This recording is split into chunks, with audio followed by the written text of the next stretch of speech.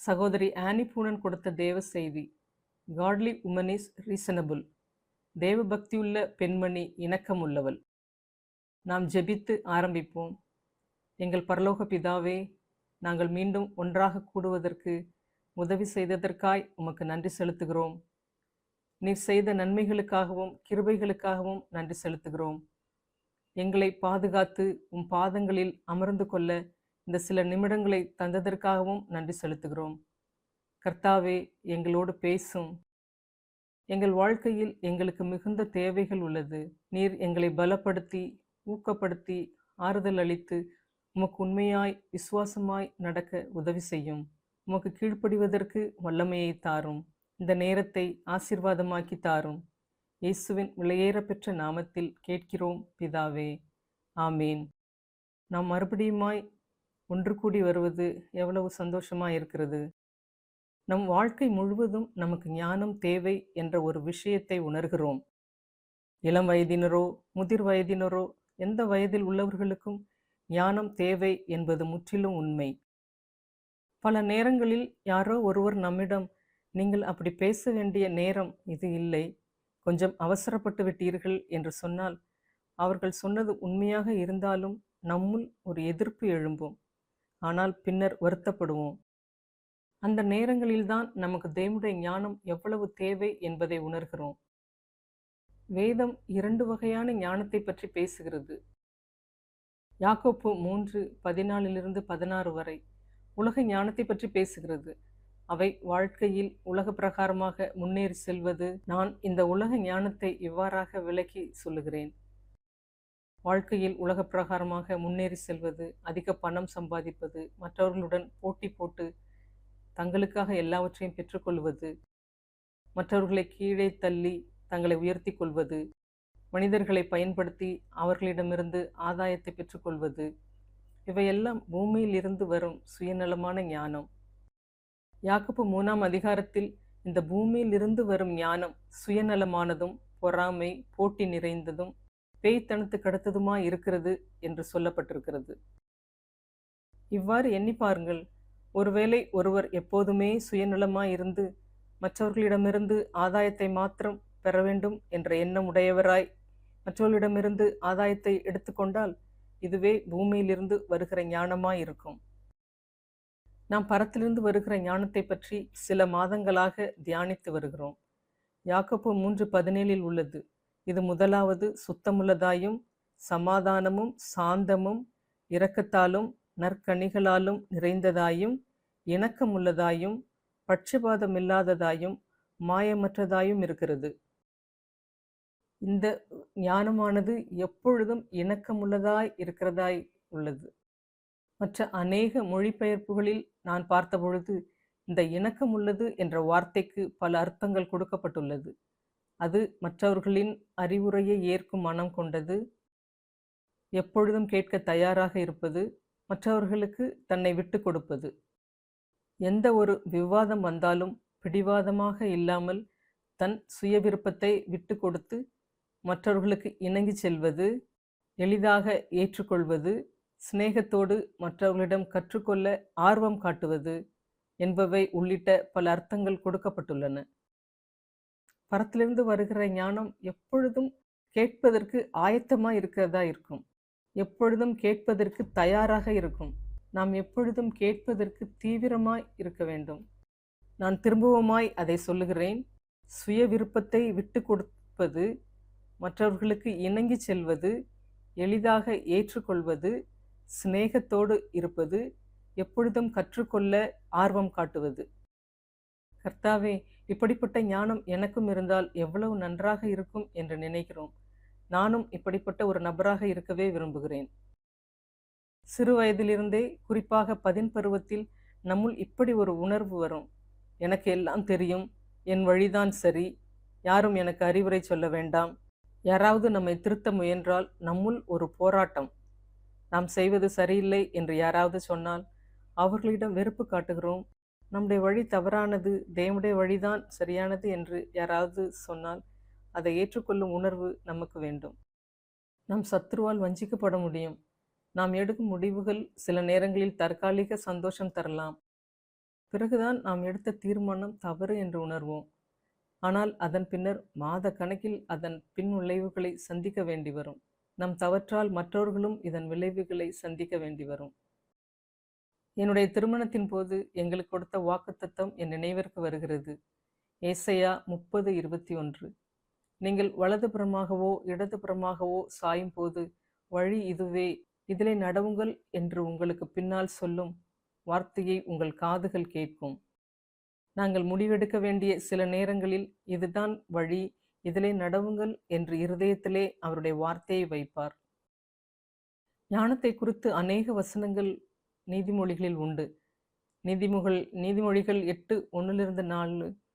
ஞானம் கூப்பிடுகிறதில்லையோ, புத்தி சத்தமிடுகிறதில்லையோ, அது வழியருகேயுள்ள மேடைகளிலும் நார்ச்சந்திகளிலும் நிற்கிறது. அது ஊர் வாசல்களின் ஓரத்திலும் பட்டணத்தின் முகப்பிலும் நடைக்கூடங்களிலும் நின்று சத்தமிட்டு, மனுஷரே, உங்களை நோக்கி கூப்பிடுகிறேன் என்று நாம் அதில் வாசிக்கிறோம். இயேசு சொன்னது போல அவர் பண்டிகையின் கடைசி நாளிலே எழுந்து மிகுந்த சத்தமிட்டு, ஒருவன் தாகமாயிருந்தால் என்னிடத்தில் வந்து இந்த ஜீவ தண்ணீரை வாங்கி பருகுங்கள் என்றார். நீதிமொழிகளில் சொன்ன அதே வார்த்தையை தான் நாம் இங்கும் பார்க்கிறோம். நாம் தேவனிடம், ஆண்டவரே, என் தினசரி வாழ்க்கைக்கு எனக்கு ஞானம் தேவை. என் வாழ்க்கையை நான் குழப்பிக்கொள்ள விரும்பவில்லை. எனக்கு இந்த தூய்மையான, சமாதானம் நிறைந்த, இணக்கமுள்ள ஞானம் வேண்டும். நான் மற்றவர்களால் திருத்தப்படும் பொழுது காயப்படாத மனதை தாரும். மற்றவர்கள் என்னை திருத்தக்கூடாது, என்னை பற்றி தவறாய் சொல்லக்கூடாது என்ற பெருமையான எண்ணம் எனக்கு வேண்டாம். பாம்பை போல ஞானம் உள்ளவர்களாகவும் புறாவை போல கபடற்றவர்களாகவும் இருங்கள் என்று இயேசு சொல்லியிருக்கிறார். பாம்பை போல ஞானம் என்றால் என்ன? நான் இந்த பாம்பை பற்றி ஒரு இடத்தில் இவ்வாறாக நான் வாசித்திருக்கிறேன். பாம்பிற்கு தரையில் ஏற்படும் சிறு அதிர்வுகளை கூட எளிதாக புரிந்து கொள்ளும். அதாவது கூர்மையாக கேட்கும் திறன் கொண்டது. சிறு அதிர்வுகளை உணர்ந்தால் தன்னுடைய பகைவன் அருகில் இருக்கிறான் என்று அறிந்து ஒரு புதரில் போய் மறைந்து கொள்ளும். தங்களை எவ்வாறு பாதுகாத்து கொள்ள வேண்டும் என்று அதற்கு தெரியும். இயேசு மத்தேயு 10:16 ஆடுகளை ஓநாய்களுக்குள்ளே அனுப்புகிறது போல நான் உங்களை அனுப்புகிறேன்.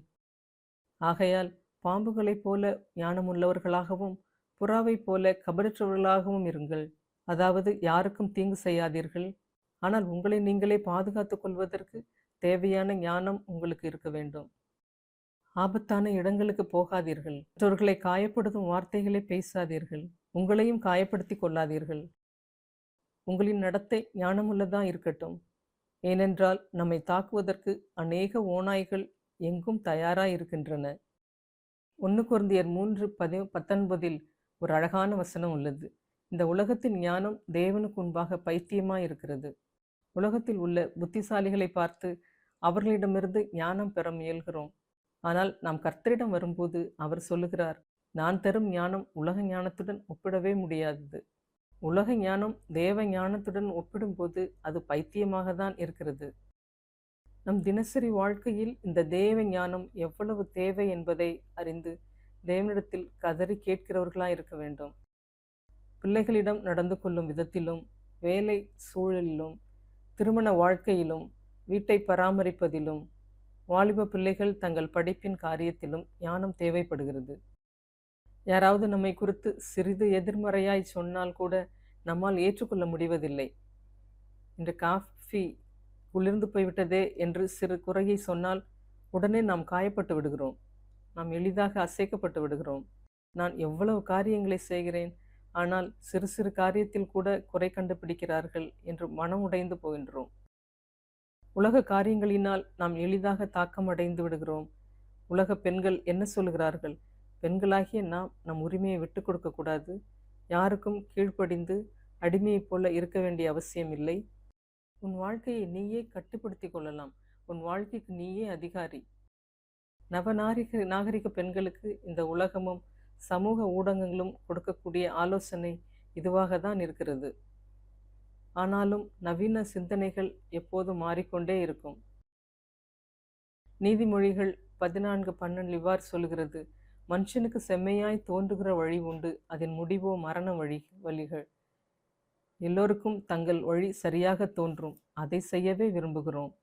ஆனால் கர்த்தரின் வழி முற்றிலும் வேறுபட்டது. நாம் ஞானத்திற்காய் தேவனை தேட வேண்டும். ஆண்டவரே, எனக்கு ஞானத்தை தாரும்.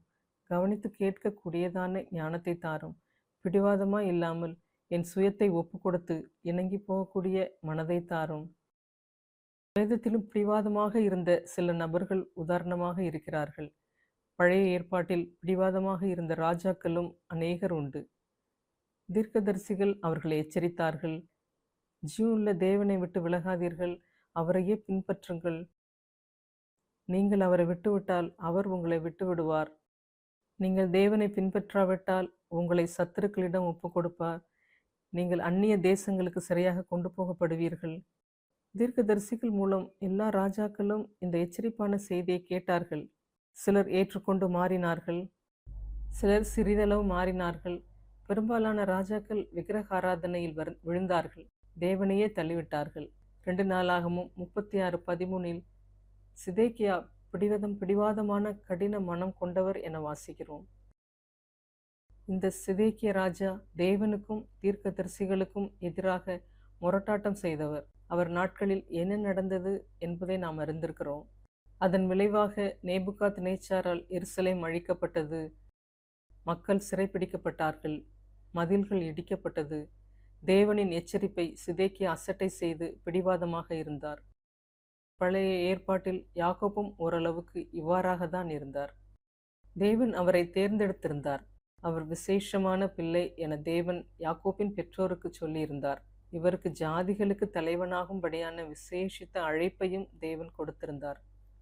ஆனால் யாக்கோப்பு தேவனின் நேரத்திற்காக காத்திருக்கவில்லை. தேவன் நியமித்த நேரத்திற்கு முன்னால் எல்லா ஆசீர்வாதத்தையும் பெற்றுக்கொள்ள வேண்டும் என அவசரப்பட்டார். தன் கைகளை ஆட்டு தோளினால் மூடி ஏசாவின் கைகளைப் போல் மாற்றி தன் தகப்பனாரை ஏமாற்றி எல்லா ஆசீர்வாதத்தையும் பெற்றுக்கொண்டார். ஏசாவிற்கு சிறிது கூழ் கொடுத்து சேஷபுத்திர பாகத்தையும் அபகரித்து கொண்டார். தன் ஆசீர்வாதத்தை தானே பிடிக்க முயன்றார். அதன் விளைவாக தன் ஜீவனை காப்பாற்றி கொள்ள ஓடி தன் மாமனிடம் தங்கியிருந்தார். அவர் மாமன் லாபானும் யாக்கோபை போலவே சுபாவம் கொண்டவர். அவர் எவ்வாறு 2 மனைவிகளையும் திருமணம் செய்தார் என்பதை நாம் அறிந்திருக்கிறோம். யாக்கோப்பு அவர் மாமனிடமிருந்து எவ்வளவு முடியுமோ அவ்வளவு ஆடுகளையும் பொருள்களையும் எடுத்துக்கொண்டார். தேவன் அவருக்கு எல்லா ஆசீர்வாதத்தையும் தருவேன் என்று வாக்கு பண்ணியிருந்தார். ஆனால் தானாக பெற்றுக்கொள்ள வேண்டும் என்று எண்ணி எல்லாவற்றையுமே செய்தார். தேவனுடைய நேரத்திற்கு காத்திராமல் அவருக்கு முன்னே சென்று சூழ்ச்சி செய்து பெற்றுக்கொள்ள முயற்சித்தார். ஆனால் அவரை தேவன் பெனியலில் சந்தித்தார். அங்கு யாக்கோப்பு தேவனோடு போராடினார். அங்கு தேவன் அவர் தொடை நரம்பை தொட்டார். அதனால் அவர் நொண்டி நொண்டி நடக்க வேண்டியதாயிற்று. அதன் பிறகு இவர் தேவனுக்கு தன்னை முற்றிலுமாக ஒப்புக் கொடுத்தார். இதனால் யாக்கோப்பு தன் எஞ்சிய நாள் முழுவதும் தேவனிடத்திலிருந்து ஆசீர்வாதத்தையும் ஞானத்தையும் பெற்றுக்கொண்டார். அதன் பிறகு அவர் ஏமாற்றுபவராக இல்லாமல் தேவனுடைய திட்டம் நிறைவேற காத்திருந்தார். சில குணசாலியான ஞானமுள்ள பெண்களையும் வேதத்தில் பார்க்கிறோம். ரூத் ஒரு பிரஜாதியான மோவாபிய ஸ்திரீ. அவள் திருமணமாகி இளம் வயதிலேயே விதவையான பெண். யெகோவாதான் உண்மையான தெய்வம் என உணர்ந்தாள். தன் மாமியாருக்கு மிகவும் உண்மையுள்ளவளாயிருந்தாள். தன் மாமியுடன் திரும்பி போய் அவரின் ஆலோசனைப்படி நடந்தாள். அவள் மாமி ரூத்திடம் போய் வயல்களில் அரிகளை பொறுக்கி கொண்டு வா என்று சொல்லும்போது இவள் இவ்வாறாக எண்ணியிருக்கலாம், நான் வளர்ந்த விதமே வேறு. நான் மோவாபிலே வயலில் போய் சிந்தி கிடக்கும் அரிகளை பொறுக்கி வந்ததே இல்லை. நான் என்னுடைய கௌரவத்தை விட்டு இப்படிப்பட்ட காரியத்தை செய்ய முடியாது என்று சொல்லியிருக்கலாம். ஆனால் அவள் தன்னை தாழ்த்தி தன் மாமியாரின் ஆலோசனைக்கு கீழ்ப்படிந்தாள். தேவன் அவளுக்கு நல்ல ஒரு அழகான எதிர்காலத்தையும் அற்புதமான கணவனையும் கொடுத்தார் என்பதை நாம் அறிந்திருக்கிறோம். இவள் மூலமாய் தாவீதின் சந்ததியை உண்டாக்கி அவளை ஆசீர்வதித்தார். எஸ்தரும் இதற்கு மற்றொரு உதாரணம். இவர்கள் எல்லாம் பழைய ஏற்பாட்டில் தேவ ஞானத்திற்கு கீழ்ப்படிந்தவர்களின் உதாரணங்கள். ரோமர் 12:2 இந்த உலகத்திற்கு ஒத்த வேஷம் தரிக்காதீர்கள், உலகத்தின் எண்ணங்கள் வேறு விதமாக இருக்கும். நீ ஒரு பெண், எனவே இதை செய்யக்கூடாது, அதை செய்யக்கூடாது. இதெல்லாம் உலகத்தின் சிந்தனை. இதற்கெல்லாம் ஒத்த வேஷம் தரிக்கக்கூடாது என்று வேதம் சொல்லுகிறது. ஆனால் தேவனின் வழிகள் இந்த உலக வழியில் இருந்து முற்றிலும் வேறுபட்டதாக இருக்கும். யாக்கோபு 1:19 பேசுவதற்கு பொறுமையாயும் கேட்பதற்கு தீவிரமாயும் கோபிக்கிறதுக்கு தாமதமாயும் இருங்கள் என்று சொல்லப்பட்டிருக்கிறது. பேசுவதற்கு பொறுமையாய் இருப்பது என்பது நம்முடைய பலவீனத்தின் அடையாளம் இல்லை. இயேசுவே நமக்கு மாதிரி. அவர் தன்னை தாழ்த்தி பிதாவின் சித்தம் செய்தார். பிதா என்ன செய்ய சொல்கிறார் என்பதை அறியாமல் அவர் எதையும் செய்ய விரும்பவில்லை. பிதா நம்மிடம் என்ன பேச விரும்புகிறார் என்பதை கேட்க நம் காதுகள் எப்பொழுதும் திறந்தே இருக்க வேண்டும். தேவனுடைய வார்த்தையை வாசிக்கும் போது, ஆம், இதுவே வழி, இதில் தான் நடக்க வேண்டும் என்று சொல்லும் மனம் நமக்குள் இருக்க வேண்டும். நான் தேவனுடைய குரலை நன்றாக அறிந்திருந்தால் நான் எப்பொழுதும் அவரை நோக்கி என் கையை நீட்டுவேன். கர்த்தாவே, எனக்கு நீரே தேவை. உம் வல்லமையும் ஆறுதலும் உதவியும் எனக்கு தேவை. இயேசு தோமாவிடம், நீ என்னை கண்டதினால் விசுவாசித்தால் காணாதிருந்தும் விசுவாசிக்கிற ஒரு பாக்கியவான்கள் என்று சொன்னார். சபையில் குழந்தைகள் மனப்பாட வசனம் சொல்லி நம்மை ஆசீர்வதிக்கிறார்கள். தேவனுடைய ராஜ்யம் சிறு பிள்ளைகளுக்குரியது. புதிய பூமியில் ஒரு சிறு பிள்ளை அவர்களை நடத்துவான் என்று வேதத்தில் வாசிக்கிறோம். இப்படிப்பட்ட பிள்ளைகள் நம்மை ஆசீர்வதிக்கிறார்கள். தேவனுடைய குரலை கேட்க நமக்கு கற்றுக் கொடுக்கிறார்கள். நீதிமொழிகளில் புத்திமதிகளை விரும்ப வேண்டும், கடிந்து கொள்ளுதலை விரும்ப வேண்டும் என்றும் வாசிக்கிறோம். குணசாலியான ஸ்ரீ திருத்தப்படுவதை விரும்புகிறாள். இதற்கு ஒப்பான வசனங்கள் நீதிமொழிகளில் அநேகம் உண்டு. நீங்கள் நீதிமொழிகள் முழுவதையும் வாசித்தால் ஞானமுள்ள புத்தியுள்ள ஸ்திரீகளுக்கு அநேக ஆலோசனைகள் கொடுக்கப்பட்டுள்ளது. முக்கியமாக நீங்கள் திருத்துதலை விரும்புகிறவர்களாயிருந்தால் ஒரு குணசாலியான புத்தியுள்ள ஸ்திரீகளாய் இருக்க முடியும் என்பதற்கு நீதிமொழிகளில் அநேக வசனங்கள் உண்டு. எபிரேயரில் தகப்பன் தான் நேசிக்கிற பிள்ளைகளை சிட்சிக்கிறார் என்று வாசிக்கிறோம். எனவே நம் தேவன் நம்மை சீர்திருத்தும் போதும், கடிந்து கொள்ளும் போதும், கண்டிக்கும் போதும் நாம் அதை கேட்பதற்கும் ஏற்றுக்கொள்ளுவதற்கும் தயாராக இருக்க வேண்டும். அதாவது இணங்கி கொடுக்க வேண்டும். நம் சுய சித்தத்தை விட்டு கொடுக்க ஆயத்தமாக இருக்க வேண்டும். மற்றவர் நம்மிடம் இதை செய்யுங்கள், தயவு செய்து இதை செய்யுங்கள் என்று திரும்ப திரும்ப சொல்ல அனுமதிக்கக்கூடாது. 10வது முறையாக சொல்கிறேன், தயவு செய்து இதை செய்து விடுங்கள் என்று கெஞ்சி சொல்ல வைக்காமல், முதல் முறை சொல்லும் போதே சரி, நான் அதை செய்கிறேன் என்று சொல்ல வேண்டும். ஒருவேளை அது நம் கணவராகவோ, உடன் பிறந்தவர்களாகவோ, அல்லது வீட்டில் உள்ள ஒருவரோ, அல்லது தேவையில் உள்ள குழந்தையோ, அல்லது வழி தவறி போன குழந்தையோ, யாராவது ஒரு காரியத்தை சொன்னால் சரி, சந்தோஷமாக செய்கிறேன் என்று சொல்ல வேண்டும். பருவத்தில் உள்ள அநேக வாலிப பிள்ளைகள் வழி தவறி போகிறார்கள். அவர்கள் திரும்பவுமாய் ஆண்டவரிடம் வர வேண்டும். இதுவே நம் முழு விருப்பமாய் இருக்க வேண்டும். நாம் கீழ்ப்படிவதற்கு அவரிடமிருந்து வரும் ஒரு வார்த்தை போதும். தேவனை பின்பற்றுங்கள் என்று மீண்டும் மீண்டும் தொடர்ந்து நம்மை வற்புறுத்த வேண்டிய அவசியம் இருக்கக்கூடாது. நாம் தேவனுடைய வார்த்தையை வாசிக்கும் போது, ஆம் கர்த்தாவே, இது எனக்கானது என்று சொல்ல வேண்டும். அது கடினமானதாக இருந்தாலும் கூட அதற்கு நான் கீழ்ப்படிவேன் என்று முடிவு செய்ய வேண்டும். இது உம்மிடமிருந்து வந்திருக்கிறது, மனிதரிடமிருந்து அல்ல. எனவே இதை முதன்மையாக எடுத்துக்கொள்ளுகிறேன் என்று சொல்ல வேண்டும். தேவனுடைய வார்த்தை ஒவ்வொன்றும் மிகவும் மதிப்பு மிக்கது. இது ஒரு தூசி போல தூக்கி வீசப்படக்கூடியதல்ல. மிகவும் விலை மதிப்புள்ளது. நான் எல்லாவற்றையும் மிகவும் ஜாக்கிரதையாக எடுத்துக்கொள்ள விரும்புகிறேன். இந்த வார்த்தையை நான் என் இதயத்தில் எடுத்துக்கொள்ள விரும்புகிறேன். நான் கற்றுக்கொள்ளக்கூடியவளாக சுயத்தை விட்டு கொடுத்து, இணங்கி கொடுத்து ஒரு நபராக இருக்க விரும்புகிறேன். யாராவது பேச விரும்பினால் கேட்க தயாராக இருக்கிறேன். அதற்கு என்னையே ஒப்படைக்க தயாராக இருக்கிறேன் என்று தேவனிடத்தில் சொல்ல வேண்டும். பல குடும்பங்களில் குழப்பம் ஏற்படுவதற்கான காரணம், கணவன் தன் கருத்தை திணிக்க முயல்வார், மனைவியும் தன் கருத்தை திணிக்க முயல்வார். அதை குறித்து தொடர்ந்து விவாதித்து கொண்டே இருப்பார்கள். இரவு படுக்க போகும் வரை விவாதம் தொடரும். அடுத்த நாள் காலை எழுந்தவுடன் அதே விவாதம் தொடர்ந்து கொண்டே இருக்கும். இதை பார்த்து கொண்டிருக்கிற அவர்கள் குழந்தைகள் பாவம் என்ன செய்வார்கள்? அவர்களும் இவ்வாறு விவாதம் செய்ய வேண்டும் என்று கற்றுக்கொள்ளுகிறார்கள். அவர்கள் கற்றுக்கொள்வது எவ்வாறு விவாதிக்க வேண்டும், தாய் தகப்பனை எப்படி அசட்டை செய்வது, அல்லது இந்த பிரச்சனை எப்பொழுது முடியும், அல்லது சண்டை போட்டு பிரிந்து விடுவார்களோ என்று எண்ணிக்கொண்டிருப்பார்கள். நாம் தனியே அப்பாவோடோ அம்மாவோடோ இருக்க வேண்டிய நிலை ஏற்படுமோ என்ற எண்ணங்கள் அந்த குழந்தையின் மனதில் ஓடிக்கொண்டிருந்தால் நினைத்து பாருங்கள், அந்த பிள்ளைகளின் நிலை என்னவாகும்? நாம் அனாதைகளாகி விடுவோமோ என்ற பயம் பிள்ளைகளின் மனதில் உருவாகிறது. அதற்கு மாறாக மனைவி சொல்லலாம், நான் என் கருத்தை திணிக்க விரும்பவில்லை, என்னை ஒப்படைக்கிறேன், உங்கள் கருத்தை ஒத்துக்கொள்ள முடியாவிட்டாலும் நான் இதை பற்றி பேச விரும்பவில்லை, விவாதிக்கவும் விரும்பவில்லை. நாம் இருவரும் சந்தோஷமாக இருப்போம். பிறகு நாம் ஆண்டவரிடம் தனித்திருந்து ஜெபிப்போம். ஆண்டவரே, இந்த காரியம் எனக்கு சரி என்று தோன்றுகிறது. ஆனாலும் நான் பிடிவாதமாக இருந்து என் கருத்துக்காக சண்டை போட விரும்பவில்லை. என்னை விட்டு கொடுக்கிறேன்.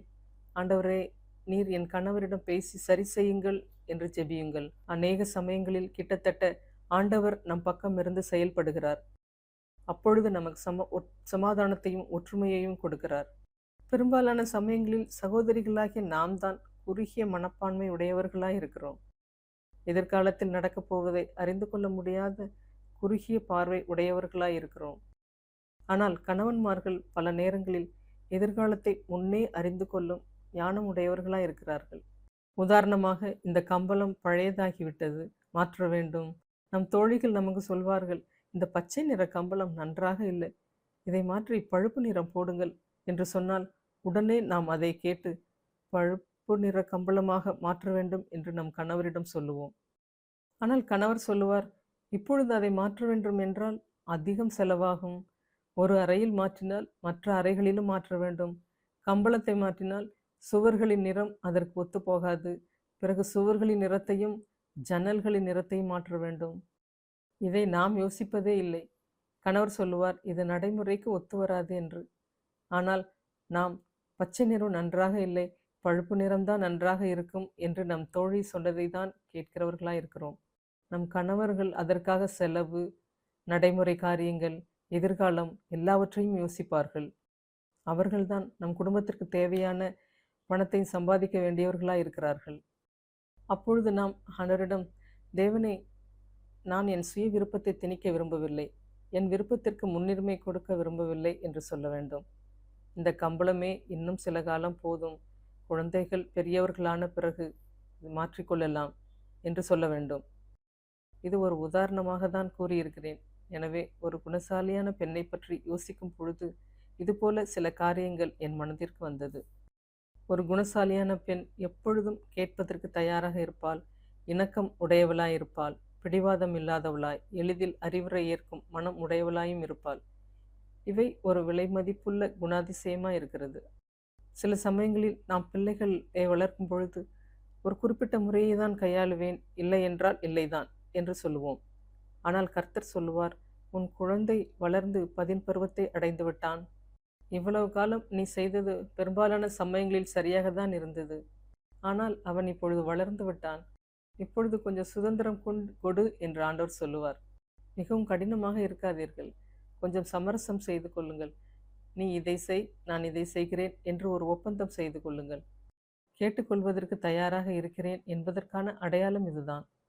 எளிதில் வளைந்து கொடுப்பவராக இருக்க வேண்டும். இப்படிப்பட்ட விலை மதிப்புள்ள குணாதிசயங்கள் நமக்கு தேவை என்பதை உணர வேண்டும். ஆனால் நம்முள் ஒரு போராட்டம் இருக்கத்தான் செய்கிறது. நம் சுய சித்தத்தை விட்டுவிட முடியவில்லை. நான் எப்பொழுதும் இப்படித்தான் செய்வேன், என் அப்பாவும் அம்மாவும் இப்படித்தான் செய்தார்கள், எனவே நான் என்னை மாற்றிக்கொள்ள விரும்பவில்லை. மற்றவர்களுக்கு வேறொரு கருத்து இருப்பதினால் நான் ஏன் மாற வேண்டும் என நினைப்போம். ஆனால் நாம் சமாதானத்திற்காக நம்மை நாமே இணங்கி கொடுக்கிறவர்களா இருக்க வேண்டும். இயேசு கிறிஸ்து நமக்கு நல்ல ஒரு முன்னுதாரணமாக இருந்தார். எப்பொழுதும் பிதாவின் சித்தத்தையே செய்ய விரும்பினார். இந்த விலை மதிப்புள்ள குணங்களை எவ்வாறு சுதந்திரத்து கொள்ள வேண்டும் என்பதற்கான ஒரு சில வழிகளை உங்களுக்கு சொல்லுகிறேன். நமக்கு இந்த குணம் தேவை என்பதை முதலாவது ஒப்புக்கொள்ள வேண்டும். அநேக முறை நாம் நம்முடைய வழியில் செய்வதற்கு பிடிவாதமானவர்களாக இருக்கிறோம். நாம் இப்படிப்பட்டவர்கள் என்பதையும் உணர வேண்டும். நாம் நம் சுய சித்தத்தை விட்டு கொடுத்து இணங்கி செல்லக்கூடிய குணம் நமக்கு தேவையாக இருக்கிறது. இதன் அவசியத்தை நாம் உணர வேண்டும். இது தேவை என்பது மாத்திரமல்ல, இதை தான் நாம் கொண்டிருக்க வேண்டும் என்றும் தேவன் விரும்புகிறார். தேவ ஞானம் கொண்ட பெண் தன் சுய சித்தத்தை விட்டு இணங்கி செல்லக்கூடிய குணாதிசயம் உடையவளாக இருப்பாள் என்று யாக்கோப்பு 3 சொல்லப்பட்டிருக்கிறது. ஆனால் நாம் சில விஷயங்களில் மிகவும் உறுதியாக இருக்க வேண்டும். இந்தியாவில் சில ரட்சிக்கப்படாத குடும்பங்களில் மனைவி ரட்சிக்கப்பட்டிருப்பால், ரட்சிக்கப்படாத கணவர் விக்கிரக ஆராதனை செய்யவோ மற்றும் பிரஜாதியாரின் சடங்காச்சாரங்களை செய்ய சொன்னால் அதற்கு இல்லை என்று சொல்லி அதில் நாம் உறுதியாக இருந்து எதிர்த்து நிற்க வேண்டும். உங்களுக்கு விருப்பம் இருந்தால் அதற்கு பதிலாக வேறு காரியங்களை செய்கிறேன் என சந்தோஷமாக சொல்லிவிடுங்கள். அந்நிய தேவர்களுக்கு முன்பாக வணங்குவது, அவைகளை ஆராதிப்பது போன்ற காரியங்களை என்னால் செய்ய முடியாது என்று சொல்லிவிடுங்கள். நம் தேவனை பரியாசம் பண்ணுகிறவர்களிடத்திலிருந்தும் கோல் சொல்லுகிறவர்களிடத்திலிருந்தும் நாம் விலகி இருக்க வேண்டும். இப்படிப்பட்ட காரியங்களில் நாம் எவ்விதத்திலும் ஒத்துப்போகக்கூடாது. நாம் ஆண்டவரிடத்தில், ஆண்டவரே, உம்மை பரியாசம் பண்ணுகிறவர்கள், புறங்கூறுகிறவர்கள், கோல் சொல்லுகிறவர்கள், மற்றவர்களை தீமையாய் பேசுகிறவர்கள், மேலும் உலக வழிபாடுகள் இவற்றில் நான் சிக்கிக்கொள்ளாதபடி காத்துக்கொள்ளும் என கேட்க வேண்டும். என்னை இவற்றில் இருந்தெல்லாம் விடுதலையாக்கும் என கேட்கும்போது தேவன் நம்மை விடுதலையாக்குவார். இந்தியாவில் தேவனுக்கென்று வைராக்கியமாய் நின்ற அநேக பெண்களை எனக்கு தெரியும். அவர்கள் பெற்றோர்களும் புரிந்து கொண்டு, பரவாயில்லை, நீ விக்கிரகங்களை வழிபட வேண்டாம், நீ தூரத்தில் தள்ளி போய்விடு என்று சொல்லியிருக்கிறார்கள். அதுபோல் வைராக்கியமாய் நின்ற சில சகோதரிகள் இங்கேயும் அமர்ந்திருக்கிறார்கள். அவர்கள் தேவனை கனம் பண்ணினார்கள், தேவனும் அவர்களை கனம் பண்ணியிருக்கிறார். ஒரு பெண் தேவனை ஏற்றுக்கொண்டு சிஎஃப்சி சபைக்கு வந்தால் அவள் குடும்பத்தினர் புற மதத்தை சார்ந்தவர்கள். அவள், நான் விக்கிரக வழிபாடுகளை செய்ய மாட்டேன் என்று குடும்பத்தாரிடம் சொன்னபோது அவள் தாய், நீ வணங்கும் வரை நான் என் தலையை தரையில் வைத்து முட்டி கொள்ளுவேன் என்று அவள் அம்மா சொல்லி தலையை முட்டி கொள்ளத் தொடங்கினார்கள். அவள், ஆண்டவரே, நான் ஒருபோது விக்கிரகத்தை வணங்கப் போவதில்லை, என் அம்மா எப்பொழுது இதை நிறுத்துவார்கள், இந்த சூழலிலிருந்து என்னை விடுவியும் என ஜெபித்தாள். அந்த நேரத்தில் தானே கதவு மணி அடித்தது. அவள் தாய் முட்டுவதை நிறுத்த வேண்டியதாயிற்று. அவள் இந்த சூழ்நிலையிலிருந்து தன்னை காத்ததற்காக தேவனுக்கு நன்றி சொன்னாள். இதுபோலதான் தேவன் நம் பட்சத்திலிருந்து நமக்காக கிரியை நடப்பிக்கிறார். நாம் அவரை நேசித்து அவரை கனம் பண்ணும்போது அவரும் நம்மை கனப்படுத்துவார். நீங்கள் தேவனுக்காக ஒரு படி முன் எடுத்து வைக்கும் பொழுது அவர் ஓடி வந்து நமக்கு உதவி செய்வார். தேவன் நம்மை பொறுப்படுத்திக் கொள்வார். ஆனால் தேவன் நம்முடைய பிடிவாதத்தை உடைக்க விரும்புகிறார். இந்த சுபாவத்தை நாம் விட்டுவிட வேண்டும் என்றும் விரும்புகிறார். யாக்கோபு 1 சொல்லப்பட்டது போல, நீங்கள் ஞானத்தில் குறைவுள்ளவர்களாய் இருந்தால் என்னிடத்தில் கேட்க கடவீர்கள், நான் உங்களுக்கு தருவேன் என்று தேவன் கூறுகிறார். நாம் சந்தேகப்படாமல் விசுவாசத்துடன் கேட்க வேண்டும். நம்மை பற்றி குறை சொன்னாலும் நம்மை திருத்தினாலும் மனம் புண்பட்டு விடக்கூடாது. குழந்தைத்தனமாக நடந்து கொள்ளாமல் பக்குவமாக நடந்து கொள்ளுங்கள். கணவரிடம் பேசாமல் இருப்பது, மேலும் கோபம், பிடிவாதம் இவற்றையெல்லாம் முற்றிலும் விட்டுவிட வேண்டும். இதற்கு பதிலாக நீங்கள் பக்குவமாக, ஆம், நீங்கள் சொல்வதுதான் உண்மை, அதை நான் யோசித்து பார்க்கிறேன், நான் என்னை மாற்றிக்கொள்ள விரும்புகிறேன், நீங்கள் சொன்ன அந்த திருத்தத்தை ஏற்றுக்கொள்ளுகிறேன் என்று சொல்ல வேண்டும். நம்மை திருத்துபவர்கள் மீது ஒரு எதிர்மறையான எண்ணம் கொள்ளக்கூடாது. அவர்களை மன்னித்து விட வேண்டும். நம்மை காயப்படுத்துபவர்களுக்காக, ஆண்டவரே, நான் அவர்களை மன்னிக்க விரும்புகிறேன், என் இருதயத்திலிருந்து முழுவதுமாக அவர்களை மன்னிக்க உதவி செய்யும் என்று கேளுங்கள். தேவன் நமக்கு மன்னிக்க உதவி செய்வார். தேவன் தாழ்மையுள்ளவர்களுக்கு கிருபை அளிக்கிறார். ஒவ்வொரு முறையும் நாம் நம்மை தாழ்த்தி கொள்ள தயாராக இருக்கிறோம் என்பதை ஆண்டவர் பார்க்கும் பொழுது, மற்றவர்களிடம் மன்னிப்பு கேட்பதற்கும், பிடிவாதம் இல்லாமல் இருப்பதற்கும், கோபம் கொள்ளாமல் இருப்பதற்கும் அவர் நமக்கு கிருபை கொடுப்பார். நாம் வளைந்து கொடுக்க தயாராக இருக்க வேண்டும். வளைந்து கொடுப்பது என்றால் நம்மை நாமே தாழ்த்துவது, பணிந்து போவது ஆகும். நாம் எப்போதும் நினைவில் கொள்ளும் வசனம், தேவன் தன் செவியை நம் பக்கமாக சாய்க்கிறார். அதாவது அவர் நம்மை ஆவலாய் குனிந்து கேட்க ஆயத்தமாய் வருகிறார். தேவனை நோக்கி அழும் சிறு குழந்தையின் சத்தத்தை குனிந்து கேட்கிறார். அப்படியே நானும் என் சுய சத்தத்தை விட்டு வளைந்து கொடுக்க விரும்புகிறேன். இத்தகைய குணம் மனைவிகளுக்கு மிகவும் விலைமதிப்பான குணம். மெதுவான பிரதியுத்தரம் கோபத்தை ஆற்றும் என்று வேதவசனம் சொல்லுகிறது. யாராவது கோபமாக இருந்தால் அந்த நேரம் நாமும் கோபமாக பேச வேண்டிய நேரம் அல்ல. அவரை விட சத்தமாக பேச வேண்டிய நேரமும் அல்ல. அந்த நேரம் நாம் சாந்தமாகவும் மரியாதையாகவும் கிருபையுடனும் இருக்க வேண்டிய நேரம். அந்த நபர் அமைதியாகும் வரை காத்திருக்கலாம். நாமும் அமைதியாகி கர்த்தரிடம் கிருபை கேட்டு சரியான வார்த்தைகளை மென்மையாகவும் சாந்தமாகவும் சொல்லலாம். சகரியா 4:6 இவ்வாறு சொல்லுகிறது, பலத்தினாலும் அல்ல, பராக்கிரமத்தினாலும் அல்ல, என்னுடைய ஆவியினாலே ஆகும் என்று சேனைகளின் கர்த்தர் சொல்லுகிறார். பரிசுத்த ஆவியின் பலத்தினால் மட்டுமே நாம் எதையும் செய்யவும் சாதிக்கவும் முடியும். எனவே அனுதினமும் பரிசுத்த ஆவியின் பலனை கேட்க வேண்டும். ஆண்டவரே, நீங்கள் எனக்கு தந்த இந்த புதிய நாளில் உம்முடைய கிருபையையும் உம்முடைய ஆவியின் வல்லமையையும் எனக்கு தாரும். உமக்கு சாட்சியாகவும் நீர் விரும்புகிறபடி ஒரு வாழ்க்கை வாழவும் உம்முடைய வல்லமையை தாரும். முக்கியமாக சில கடினமான சூழ்நிலைகளில் நம் சித்தத்தை விடாமல் பிடிவாதமாக இருக்க சோதிக்கப்படும் பொழுது இந்த நேரத்தில் மௌனமாக ஒரு சிறிய ஜெபத்தை ஏறெடுக்கலாம். கர்த்தாவே, இந்த சூழ்நிலையில் நான் விழாமல் காத்துக்கொள்ளும். கோபப்படாமலும் பேசிவிட்டு பின்னர் வருந்தக்கூடிய வார்த்தைகளை சொல்லிவிடாமலும் இருக்க உதவி செய்யும் என்று அமைதியாக ஜெபிக்கலாம். ஆண்டவர் நம்மை பொறுப்பெடுத்துக் கொள்வார். நம்முடைய இலக்கு கிறிஸ்துவைப் போல மாறுவது. கர்த்தாவே, என்னை உம்மை போல் ஆக்கும் என்று சொல்ல வேண்டும். நாம் கிறிஸ்துவைப் போல மாற வேண்டும் என்று கேட்கும் பொழுது அவர் நம்மை உடைத்து கட்டுவார். அவர் தொடர்ந்து நம்மை உடைப்பார், கட்டுவார், எழுப்புவார். உடைத்தலும் கட்டுதலும் தொடர்ந்து நடந்து கொண்டே இருக்கும். உங்களுக்கு தெரியும், நம் எலும்புகள் உடையும் போது அதை சரி செய்வதற்கு மருத்துவத்தில் 2 வகையான செல்கள் வேலை செய்கின்றன. ஒன்று ஆஸ்டியோபிளாஸ்ட், எலும்பை கட்டுவது. இது ஒரு வகையான செல். மற்றொரு செல் ஆஸ்டியோகிளாஸ்ட், இது எலும்பை உடைத்து வடிவமைக்கிறது. இந்த செல்கள் எலும்பை உடைத்து அதை சீராக்கி முன்பிருந்த அழகான வடிவத்துக்கு மீண்டும் கொண்டு வரும். எலும்பு முறிவுபட்ட இடத்தில் மாற்று எலும்புகள் உருவாகி அந்த அதிகப்படியான எலும்புகள் ஒரு கட்டி போல உருவாகி விடுகிறது. ஆஸ்டியோபிளாஸ்ட் எலும்புகளை கட்டுகிறது. ஆஸ்டியோகிளாஸ்ட் எலும்புகளை உடைக்கும் வேலையை செய்கிறது. அதனைத் தொடர்ந்து அதிகப்படியான எலும்புகளை தகர்த்து சரியான அமைப்பை உண்டாக்குகிறது. அந்த எலும்புகள் சுகம் பெற்ற பின் எலும்பு முறிவுக்கு முன்பாக எப்படி இருந்ததோ அதே போல மாறி வந்திருப்பது எவ்வளவு அழகாக இருக்கிறது. ஆண்டவரும் அதே போல்தான் கிரியை செய்கிறார். நம்மை உடைக்கிறார், கட்டுகிறார், உருவாக்குகிறார். நம்மை உடைத்து கட்டுகிறார். இந்த உடைக்கும் செயல் நமக்கு வலியாக தான் இருக்கும். ஆனால் இறுதியில் கிறிஸ்துவை போன்ற அழகான உள்ளம் உருவாகும். நாம் கடந்த வருடம் இருந்தவர்களாகவோ அல்லது 10 வருடத்திற்கு முன்பு நாம் எப்படி இருந்தோமோ அவ்வாறாக இல்லாதபடி மாறியிருப்போம். கிறிஸ்து நம் உள்ளத்தில் வாசம் பண்ணும் ஒரு நபராக மாறியிருப்போம்.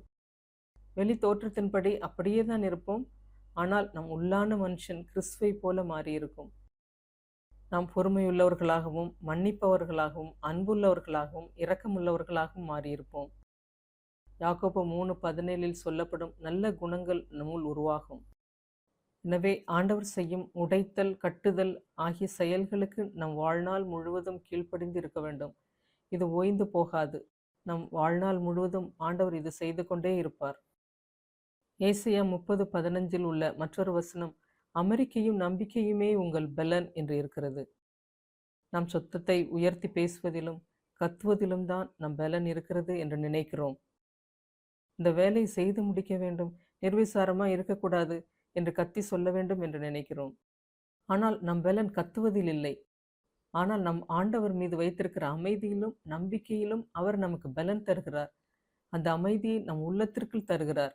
நம் உள்ளத்தின் ஆழத்தில் ஒரு இளைப்பாறுதலை தருகிறார். இளைப்பாறுதலற்று கத்துவதிலும் வாக்குவாதம் செய்வதிலும் சண்டை போடுவதிலும் இல்லை. ஆனால் அமெரிக்கையும் நம்பிக்கையுமே நம் பலன். அநேக சமயங்களில் நான் இந்த வாக்குத்தத்தை பிடித்துக் கொள்வேன். என்னை சுற்றிலும் ஒரே கொந்தளிப்பு, பிள்ளைகளை சுற்றிலும் குழப்பம், விருந்தினர்களை கவனிக்க வேண்டிய சூழ்நிலை, வீட்டு வேலைகள் மற்ற அநேக காரியங்களை பார்க்க வேண்டிய இந்த சூழ்நிலைகளில் உங்களுக்கு இளைப்பாறுதல் தேவை. ஆண்டவர் சொல்லுகிறார், நீ எனக்கு கீழ்ப்படி, நான் உனக்கு இளைப்பாறுதல் தருகிறேன், எல்லாவற்றையும் செய்வதற்கு நான் உனக்கு பலன் தருகிறேன் என்று தேவன் சொல்லுகிறார். எனவே இந்த வாக்குத்தத்தங்களை தான் உங்களுடன் பகிர்ந்து கொள்ள விரும்பினேன்.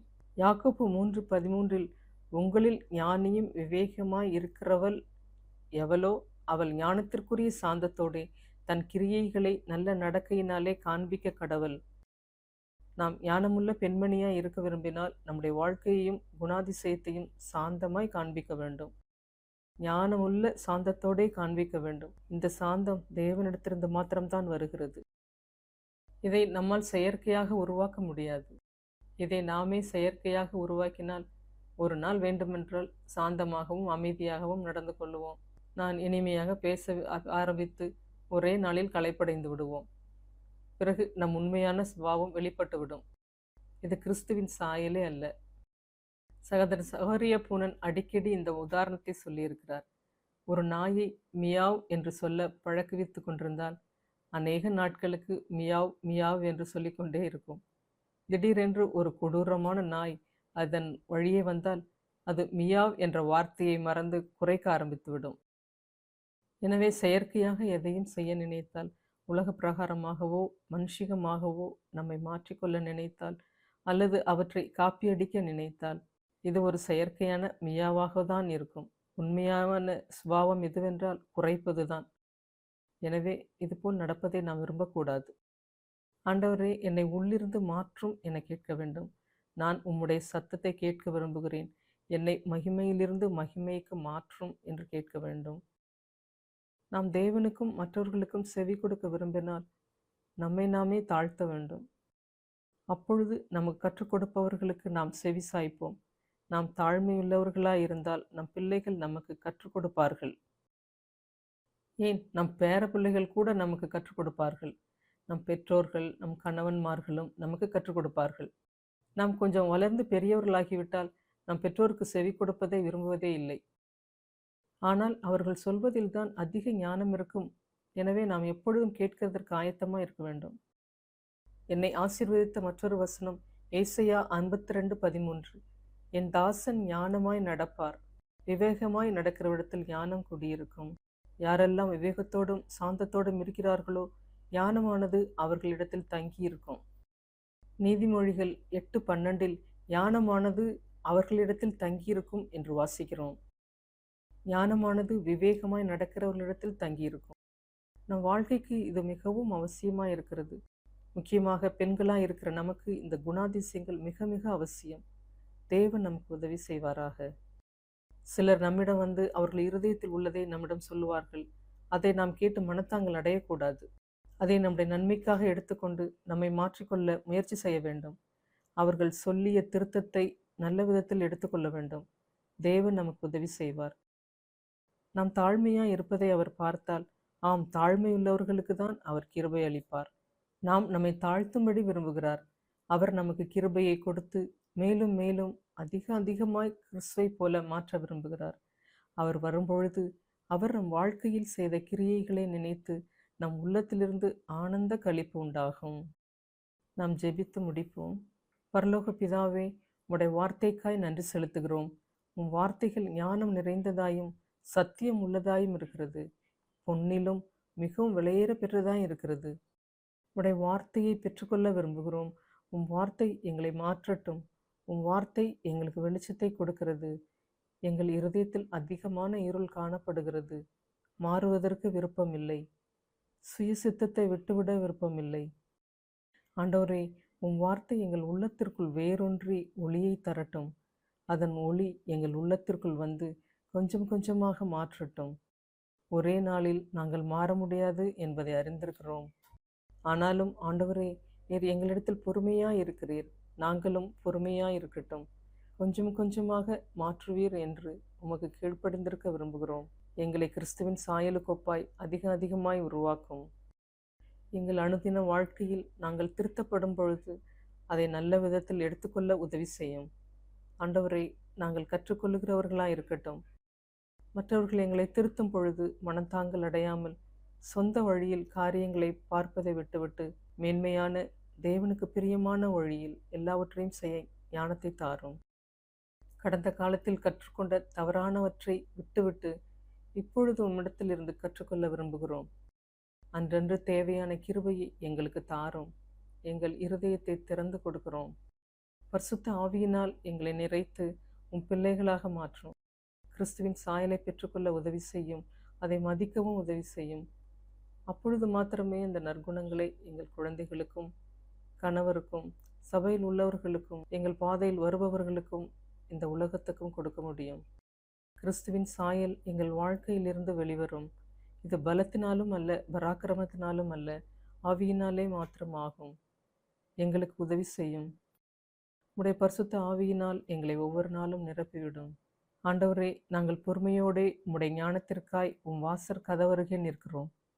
இந்த நேரத்தை கொடுத்ததற்காய் உமக்கு நன்றி செலுத்துகிறோம். இயேசுவின் விலையேற பெற்ற நாமத்தில் கேட்கிறோம் பிதாவே. ஆமீன்.